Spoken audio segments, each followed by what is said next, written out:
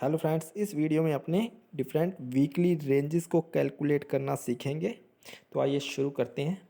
तो weekly range calculate करने के लिए अपने को क्या चाहिए होता है, आइए पहले यूज़ कर लेते हैं। देखिए, अपने इस टाइम जो निफ्टी चल रही है वो चल रही है 20 मार्च एक्सपायरी की।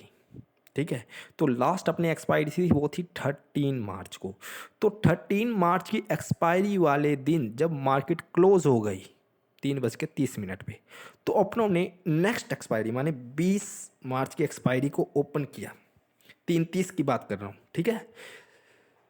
13 मार्च की एक्सपायरी ओवर होते ही 3:30 पर अपनों ने 20 मार्च की एक्सपायरी की ऑप्शन चैन को लोड किया और जो डाटा आया वो आपके सामने है। यहाँ पे मैंने 3 डाटा लिया है, एक तो स्ट्राइक, एलटीपी दोनों साइड के, और तीसरा मार्केट का जो प्राइस है जो क्लोज हुई है मार्केट। ठीक है, तो अपने सिर्फ इन्हीं चीज़ों को चाहिए। क्या क्या चीज़ें चाहिए अब देखिए। फर्स्ट तो अपने को जिस प्राइस पे मार्केट क्लोज हुई है वो चाहिए at the time of expiry. किस पर हुई है? इस वैल्यू पर हुई है। ये बात कर रहा हूँ मैं 13 मार्च की। 13 मार्च को ये क्लोजिंग थी मार्केट की, ठीक है। और 20 मार्च की एक्सपायरी मैंने लोड की है, क्योंकि 13 मार्च की एक्सपायरी तो 3:30 पे सब कुछ जीरो हो गया है ना। ओनली और ओनली इंट्रिंसिक वैल्यू बची, टाइम वैल्यू तो सारी जीरो हो गई। तो नेक्स्ट ऑप्शन चैन अपने को लोड करनी है, जस्ट नेक्स्ट। तो उसकी क्लोजिंग प्राइस हमने ले ली 22,397.20, निफ्टी की बात कर रहा हूँ। फिर अपने को चाहिए 2 OTM, एक कॉल का एक पुट का। कौन कौन सा OTM चाहिए? फर्स्ट कॉल OTM और एक फर्स्ट पुट OTM, ये दो बोलनी चाहिए। कॉल साइड में फर्स्ट OTM है आपका 22,400 का, इसकी वैल्यू कितनी है? 137.50। और पुट साइड में फर्स्ट OTM है आपका 22,350 का, जिसकी वैल्यू है 110 रुपये पूरे।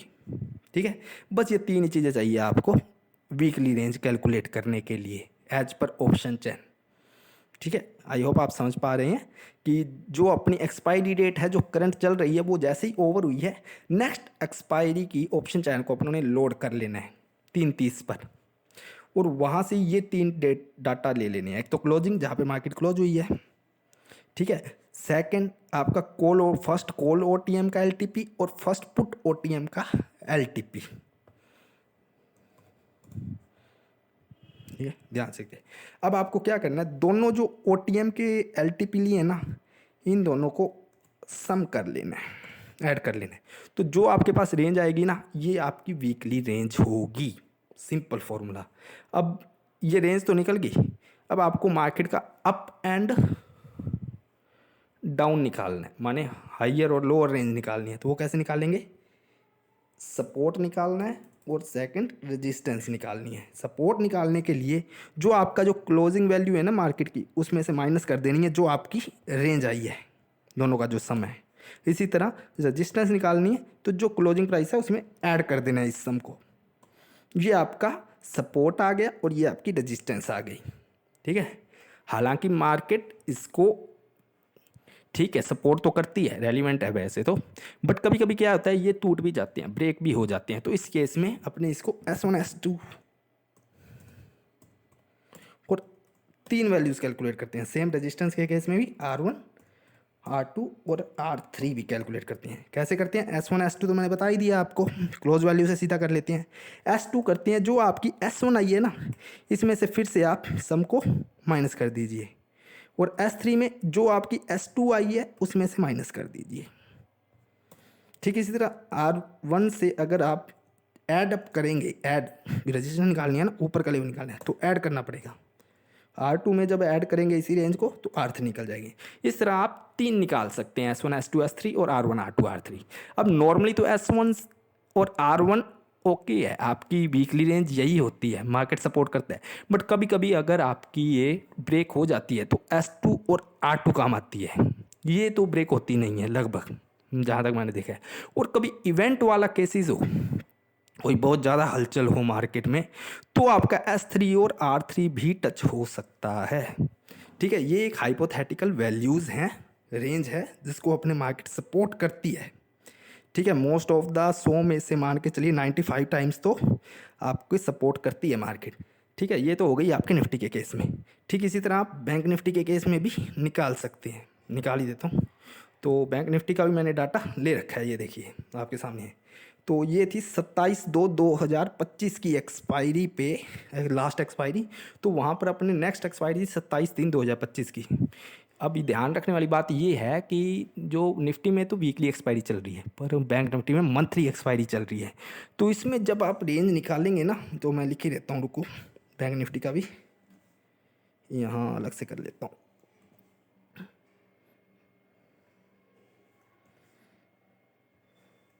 ये लीजिए मैंने लिख लिया। अब यहाँ पर भी आप सम निकाल लेंगे इन दोनों का, दोनों एलटीपीज़ का। तो निकला 1604। तो क्या ये वीकली होगी? क्योंकि ये मंथली एक्सपायरी है, तो ये जो रेंज निकलेगी ना S1 और R1, ये होगी आपकी मंथली रेंज। मैं यहाँ लिख ही दूँ। बैंक निफ्टी के केस में जो आप रेंज निकालेंगे ना, वो होगी मंथली रेंज, ना कि आपकी होगी वीकली रेंज। तो फिर वीकली रेंज क्या होगी इस केस में? ये आपकी मंथली रेंज है। निफ्टी के केस में वीकली थी, बट क्योंकि बैंक निफ्टी के केस में मंथली डाटा है, तो ये मंथली रेंज है आपकी 1600 पॉइंट की। तो वीकली अब कैसे निकालेंगे, ये भी सोचने वाली बात है। तो वीकली निकालने से पहले अपने एक दूसरी अप्रोच की बात और कर लेते हैं, ठीक है। वो अप्रोच है आपकी विक्स से कैलकुलेट करने की। तो विक्स का पहले डाटा ले लेता हूँ मैं। यहाँ पर जैसे आपकी विक्स चल रही है 13.21, ये आज की लेटेस्ट विक्स है ना। तो आज का मान के चलिए, क्लोजिंग प्राइस भी चाहिए होगा अपने को, है ना। तो ये दो चीज़ें ले लेते हैं, यहीं पर कर देते हैं कैलकुलेशन। चलिए, तो अपने को दो चीज़ें चाहिए, एक तो विक्स की वैल्यू चाहिए। इसको मैं थोड़ा सा सेट कर दूँ। ये क्या लिखा हुआ है, वहीं लेनी पड़ेगी। चलो इस वाली शीट में ले आती हूँ। तो यहाँ पर जब निकालते हैं, सबसे पहले अपने को विक्स का डाटा चाहिए होगा। दूसरी अप्रोच की बात कर रही है, जो अपनी विक्स नॉर्मल चल रही है अभी, वो है ये। और निफ्टी का जो क्लोजिंग प्राइस है आज का, वो है ये, क्लोज ऑफ निफ्टी। ठीक है, अब कैसे निकालनी है उस अप्रोच में अपने निकालते हैं। अपने को तीन चीज़ें निकाल सकते हैं, या तो अपने डेली रेंज निकाल सकते हैं, या अपने वीकली रेंज निकाल सकते हैं, या मंथली रेंज निकाल सकते हैं। ठीक है, निकालने के लिए अपने को सबसे पहले निकालना पड़ेगा इनका टाइम फैक्टर। तो सबसे पहले टाइम फैक्टर निकालते हैं इनका। अब टाइम फैक्टर कैसे निकालेंगे? डेली टाइम फैक्टर निकालने का तरीका सुनिए। आपके जो पूरे साल में कितने दिन होते हैं? 365। या ट्रेडिंग डेज कितने होते हैं? 252 या 242, जो भी होती हैं, अपने 365 मान के चलती हैं। तो आपको कुछ नहीं करना, स्क्वायर रूट लेना है जितने आपके टोटल डेज हैं। 365 मान के चल रहा हूँ मैं, क्योंकि 365 मैं इसलिए मान रहा हूँ क्योंकि मैंने आईवी की कैलकुलेशन 365 से की है। आप 252 भी मान सकते हैं, आप पीछे है। तो ये आपका निकल गया डेली टाइम फैक्टर। इसी तरह आपने वीकली भी निकाल सकते हैं। वीकली में कितने वीक होते हैं? 52 वीक्स होते हैं पूरे ईयर में। तो 52 का अपने स्क्वायर रूट निकाल लेते हैं। ये आपका हो गया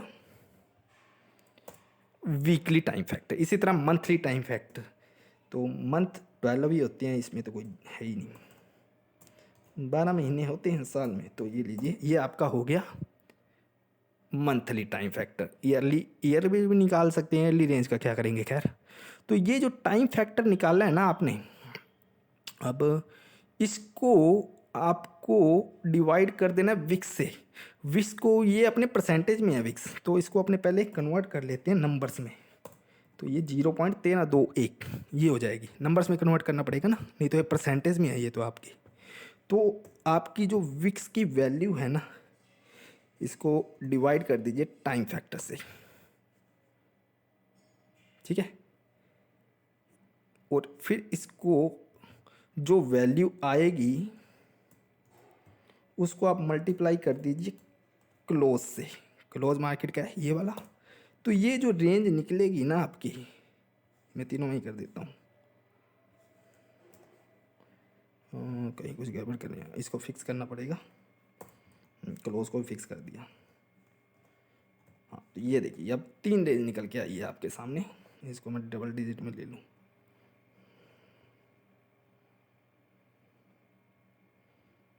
एक भी डिजिट नहीं लेंगे। ये लीजिए, ये देखिए डेली रेंज इसकी निकल गई 158 पॉइंट। वीकली रेंज निकल गई 418 पॉइंट और मंथली रेंज निकल गई 871 पॉइंट की। तो ये तो है निफ्टी की रेंज तीन। डेली 158 का मूवमेंट अप या डाउन साइड कर सकती है, वीकली 418 पॉइंट का मूवमेंट कर सकती है अप साइड या डाउन साइड आइदर, और मंथली 871 पॉइंट का।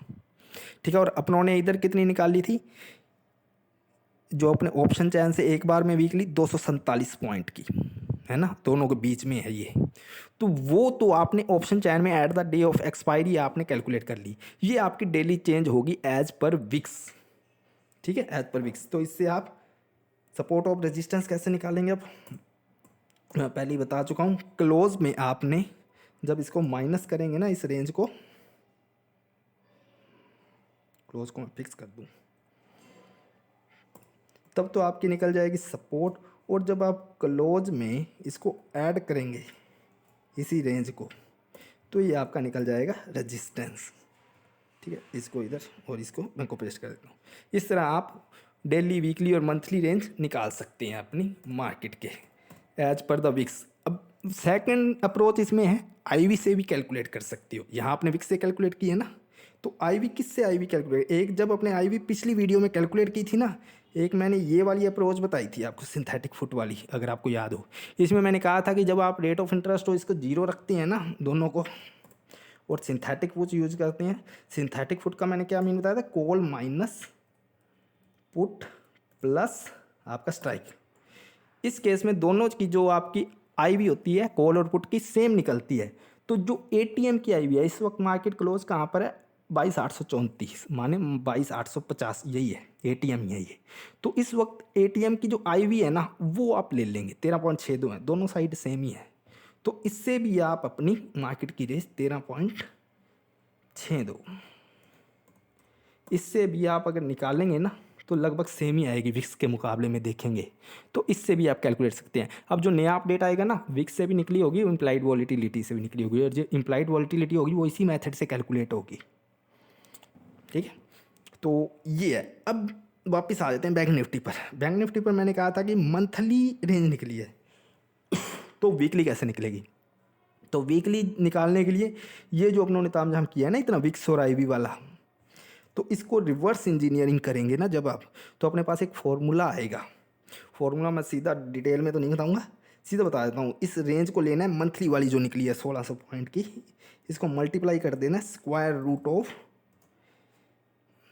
ये मंथली निकली है ना 12 की, और अपने को कितनी वीकली में बनाना है 52, 12/52, स्क्वायर रूट 12/52। ये जो रेंज निकलेगी वो आपकी निकलेगी 771 पॉइंट की। ये आपकी है वीकली रेंज भाई, 771 पॉइंट की। ठीक है, अब इससे आप जब निकालेंगे ना, मतलब इसे निकाल भी देता हूँ, इससे आप S1 S2 S3 भी निकाल सकते हैं चाहे तो, -771।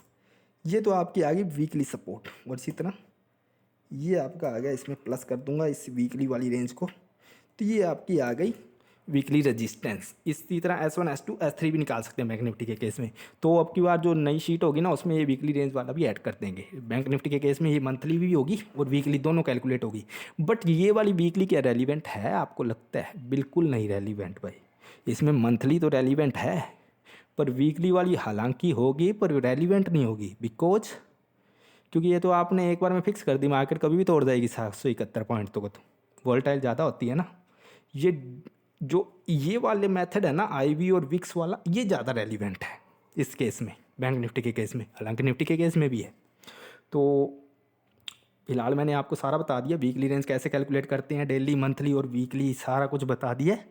आई होप आपको वीडियो समझ आई होगी। अगर नहीं समझ आई तो आप दोबारा देखिए, आपको अच्छे से समझ आ जाएगी। Thank you.